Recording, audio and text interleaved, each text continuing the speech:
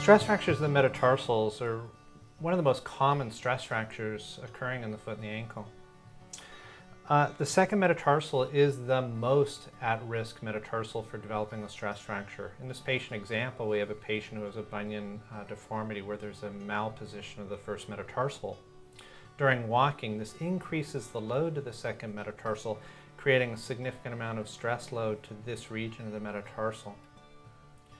One of the very first clinical features that patients exhibit with a stress fracture is swelling and localization of pain on the affected metatarsal, most commonly the second metatarsal.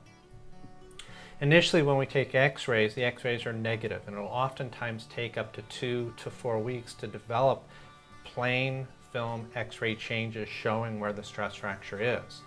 Very occasionally we'll use MRIs, which is a very sensitive and specific study for diagnosing a stress fracture, but it's also a very costly study. So we tend to reserve MRIs for patients who are high-level competitive athletes.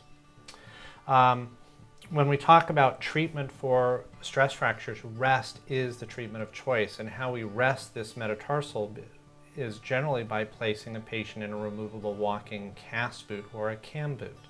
And general treatment time varies, but 4 to 6 weeks are typical periods of time.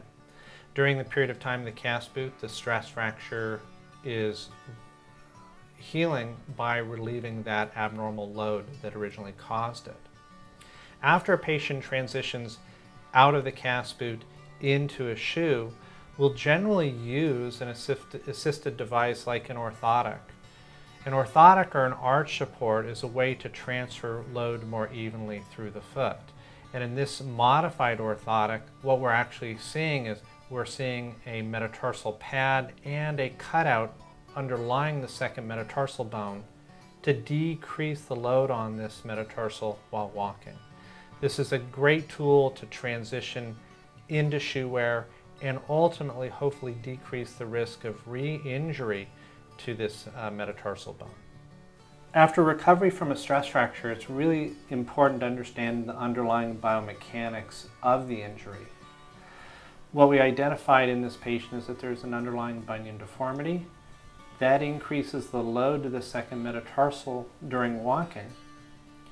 After we advance a patient out of a cast boot, doing a standing exam is very important.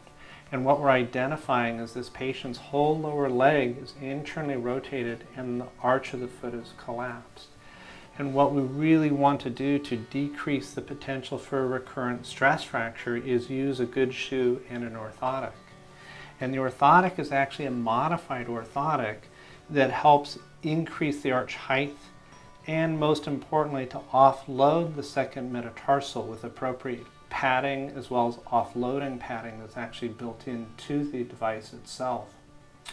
And this modified over-the-counter orthotic is a great tool during walking to decrease the load in that second metatarsal, which will hopefully decrease the potential for recurrent injury.